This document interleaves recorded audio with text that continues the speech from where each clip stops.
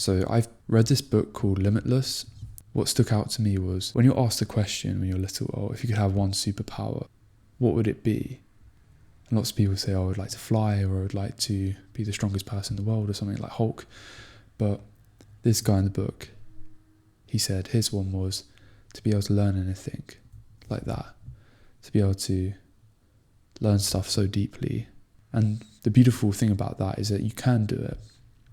And he talks about this method called FAST, but I've implemented ER at the end as something that I've found that helps me also. So it's faster. Why forgetting is so important and why it comes first is because before you study something for the first time, say I was going to approach my new module at university called Vibrations. So it's like almost an intersection between two things I already know. But for me to fully understand it at a deeper level, I have to forget everything I already knew and ask really fundamental questions. And that's where it comes to the second part. So you have to be humble and forget everything you already knew to be able to ask really good quality questions, because most of the time, I'll be honest with myself that I don't know it and I need to go through it a bit more to be able to understand it a bit more deeper. And then whilst this is going all on, I want to have a good state of mind. So a couple of things that help me is like, I made a video on my channel, how 7 rules I follow throughout the day, creating rules for myself, constraints, and things that I play this game called life with. But things that help me is, if you ask anybody, I breathe really deeply, really audibly before I study or if I'm in an exam. Because my thought process with it was, when I'm running and I'm sprinting, I have to breathe low, I have to have really heavy breaths, right? And when I'm doing studying, I think of it the same thing. I'm working out my brain. So I try to do deep breaths for like 5 deep breaths before I study. I try and work out. I try and move my body. I try and have a mindful time blocking practice. I like to have strict scheduled productivity to help me be in a good state of mind. I like to spend good quality time with my friends and my family. I don't like to be on social media because it doesn't help my state of mind before. So things that help you set yourself up to be able to get into deep like work. The next thing is teach. So I use my bear sometimes to do this, but generally you don't have to say it audibly. You can have it in your own head. And when I've gone through like my lecture slides, I've asked some key questions. I might have researched it a bit. After I've gone through that, I've made flashcards, or I've just made an outline of a mind map. I'll try and go through it and try and like link in stuff and act like I'm a lecturer, trying to teach myself almost.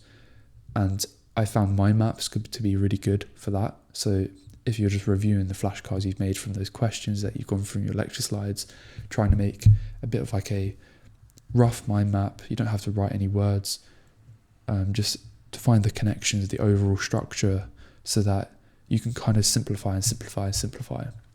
Within engineering, the more I'm learning more complex things, the more you have to simplify them, because if you don't know how to simplify it, there's no way of actually analysing it in the first place. So whatever you learn it at a deep level, ask questions, be humble to ask all the questions you can, and become really intensely curious about what you're learning. And then when you've done that and you've answered and you've learned about the questions you've asked yourself, sit down and try and teach yourself it and just find out the bigger structure and how it all interlinks together. I use an app called Freeform on my iPad to do that. Really useful and really helpful. And the last two are things that really helped me is environment, the next one. So the reason I think environment is a really big thing when studying is because I've read Atomic Habits, and it's all about creating an intentional practice when you study. So for me, what helps me is I have my time block off the right side of me. It's showing me what I'm doing, and I'm tracking and logging the hours that I'm studying. And it's more mindful practice. So having that environment, being in a place with no distractions, having my headphones in with sometimes like binaural beats or brown noise or just dead silence. Having like this environment that you create yourself that has zero distractions and really helps you get in the zone. So for me at university, I found that I have to go to uni first thing in the morning because I need that to like that environment to work. So I like to go to the library because when I'm at the library, I feel like someone's watching me, and it helps me get more deep and focus within that. And like create a good environment for yourself. And how I did that during my A-levels, during COVID, where I had to study from home, I would be like, right, I'm going to study after school from 6 till 9 p.m. In my study, I'm going to do this thing. And that helped me be very clear with my environment. And when I sat down to work, I put my lamp on, had my time block planner out, and I just got really deep into the zone. And I let myself get really curious and do the first step, forget, ask, have a good state. So I worked out before, and I taught myself it. And I feel like that's so important.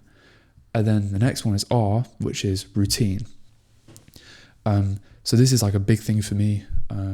One of the video that blew up was like my simple study routine, because I've been thinking about that for years, like in the background of my mind. And it's something that I've really gone over and over, trying to make the best routine for me to help myself and my engine work at full capacity. I like to think of myself almost like a car, and I've got a type of engine, and if I provide it with the right fuel, it will be the most optimal and it will output the right things. And routine can be different to everybody, because I believe everyone has their own different engine and everyone needs their own different fuel. And for me, to help me learn and study and think deeply, I need a routine. I need something that has a structure. I need a start time and end time. I need to work out in the morning. I love going to my runs in the morning because it just sets my day out, helps me move, gets me a good state of mind. I like to work out after I study, and I like to have good quality sleep and stuff like that. And generally, really obsessing over your own routine and finding out what works for you. Because you might be able to wake up straight away and study. That might be your thing. Or you might want to work out, go for a run or something, then study. You have to find out what routine works best for you. So be like a lab rat of your own experiment. And I think that's something that's really important, especially with social media and loads of people telling you their routines. It's very important to take it with a grain of salt and think, right, maybe running first thing in the morning doesn't work for you. Maybe you feel better doing it in the evening. Do that. Or say you prefer to just wake up at like 5 a.m. and do your work, or you prefer to stay up late and do your work. Depends on what type of person you are, but having a routine allows you to get immersed into the flow. I found a habitual nature of deep work, knowing and doing it at the same time and place every day is really helpful. But obviously you can't have that always. And that's when on the weekends, I like to have a completely free calendar. I like to have nothing planned. And I like to just go with the spontaneity of the day and just don't have to worry about it. But when I'm working, I almost treat myself like a car going to different destinations. I know where I'm going. I am trying to get to that point, and then I'll probably stop, refuel, and then I'll get to another point. And it just helps me throughout the week not get distracted, because I know what I'm doing, where I'm going. And if that method helps you study a bit better and helps you focus throughout the week or the day during the studying, great. But if it doesn't, find what else works for you. And I think, so thank you very much for watching. If you like this video, give it a like and subscribe, and I will see you all next week. Peace.